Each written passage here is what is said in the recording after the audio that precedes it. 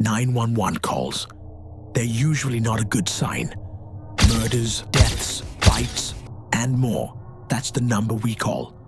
Most of the time, the police arrive within a few minutes, but sometimes it might already be too late.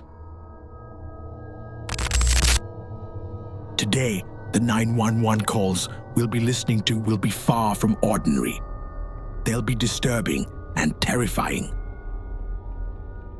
A young girl named Wade calls 911. You can tell from her voice just how scared and confused she is. But the scariest part is what she tells the operator. Let's listen together. 911, what is your emergency? Someone called me and my brother home from school. Our parents are not home. Where are you now? I'm looking out the front window. The tall man is scaring us. Where is this guy? In front of the house. What is he doing? He's standing behind a tree. He's very tall. Help us. I'm scared. What's happening? He's looking at me. He has no face. He's coming. Calm down. Help is on the way. Describe him to me. He has a suit on and a tie. He's very tall. He has long arms. He's bald. Wade tells the police that someone is watching them and that they're home alone. She keeps repeating how tall the person is. As the call continues, the figure begins to stare directly at Wade. Moments later, the sound of shattering glass is heard, followed by Wade's terrified scream.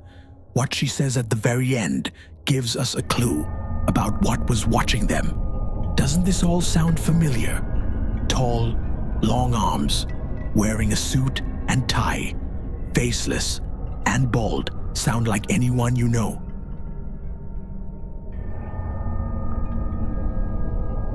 The call we're about to hear is a chilling and mysterious one from a woman named Seth. At first, it seems like a normal conversation between her and the 911 operator. But something about it sends shivers down your spine. And maybe, just maybe, this call isn't just a dialogue between two people. Let's listen. 911, what's your emergency? I think somebody broke into my house. In my living room. Okay, stay where you are. We're going to send someone over right now. Hell, I'm investigating. You do not have to do that. Oh, that ain't no man. It's a dog. And I hate dogs. If there's a dog, it could be rabid. Do not approach it. I'm approaching the rabid dog now. Do not approach the dog. I think it's a labradoodle. Looks like a baby. It's coming up to me now. Sir, get out of the room. The dog is in my face. Oh. This kills me. Oh, this is very nice. And now I like dogs. Seth tells the operator that someone has broken into her house. Despite the operator's warnings, she insists on going to check. That's when her voice begins to change. It becomes deeper, unsettling, almost inhuman. It sounds like someone or something else has taken over the call. When she sees what's in the room, she says it's a dog and that she hates dogs. But by the end of the call, her voice returns to normal. And suddenly she says she loves dogs, almost like she has two personalities. The next call we're about to hear comes from a young man named James. You can hear the fear in his voice. He's clearly terrified. Let's listen to what happened. Wow, what's your emergency? Hello? Please send the police. Calm down. What's the situation? There's a madman in my house. He killed both my parents. Alright, calm down. What's your name? James. James, are you hiding? I'm hiding in the closet. Okay, that's good. Can you give me the description of the mad killer? He's wearing a wide, big black face. His face is weird. Cuts on the corners of his mouth. Please send help. We're doing our best, James. I need you to be quiet. Be quiet. Alright, good. Alright, we're sending the police your way. He's part of the closet. James, be perfectly quiet. Help us on the way. James, go up. James! Hello? Hello? Go sleep. Who are you? Where's James? Hello? During this chilling 911 call, James tells the operator that the killer has just murdered his parents and that he's now hiding behind his closet. Moments later, the tension escalates. The killer begins knocking on the closet, as if he already knows where James is. The operator whispers, begging James to stay silent. But it's too late. The killer finds him, and just before the line goes dead, he chillingly says, "Good sleep." Whether he knocked James out or killed him, we may never know. What makes this killer so terrifying is James's description. A man with a burned face, wearing pink pants and cuts around his mouth. I think this wasn't just a killer. Our next call is one that will truly touch your heart. In this recording, a little girl calls the police to report a fight between her parents. A heartbreaking moment where she watches her mom being hurt and bullied. This call is deeply emotional, even traumatic, and it leaves anyone who hears it with a heavy feeling. Let's listen together.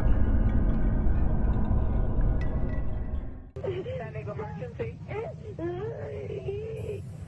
Standing emergency. My mommy and daddy are having a fight. Is she hitting? What?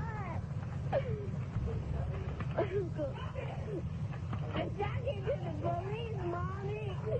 Stop it! Mommy! Stop it! Don't take the baby! Stop it! You're gonna hurt the baby! Stop it! Could you just send the police, please? Okay, we're gonna be there. We're taking your baby. Stop it! No! Oh. Shut up! Let me talk to you. Where's your mom? What? What's going on? They're having a fight because this has been going on forever and ever. They always have this because he has a cousin. He's always drinking beer and getting drunk. And Mom, What's his name? What is his name? Your father's name? Pierre. Pierre? Yeah. What's his last name? I don't know, but I think his Is he name white, black, or Hispanic? is black. He's your father? He's my stepfather. Okay, how old is he? I don't know. Does he have any weapons? No. But he's hurting Mommy. How's he hurting her? He made his Mommy. Okay, don't cry. We're gonna send the police. Okay. Okay, now where's your mother at right now? She's in the room fighting with them. Do you have a little baby sister? No, I got baby brother. Is he trying to take your baby brother? Baby. He's trying to take your baby? Yeah, because Mama's not drunk. He thinks he's drunk because he can't say nothing because he's drunk. My stepdaddy's drunk. Are they in a room fighting? Where are they at now? They're in the room still. They're in the bedroom? Yeah, I don't want him to do nothing strange with the baby because if they drop him, he's a newborn baby. He's very delicate. He just knocked my sister out. What sister that he knocked out? My little sister. Your The two... 4-year-old. What do you mean he knocked her off? He pushed her down on the floor. And he's yelling. I wish he was just doing this.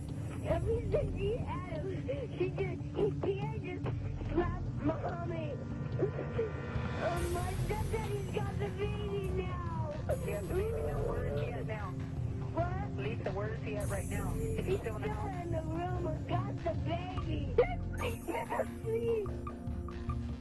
Wait, I want to go to heaven, please. Okay, yep. The police are on their way, okay? Hello? Lisa? In this emotional and unsettling call, a 6-year-old girl named Lisa tells the 911 operator that her stepfather is hitting her mom. She also says that her dad has been drinking. As the conversation continues, things take an even darker turn. Lisa's father begins attacking her little sister.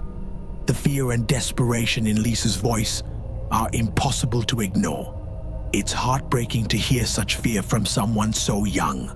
We can only hope that this traumatic moment didn't leave deep scars on Lisa's mind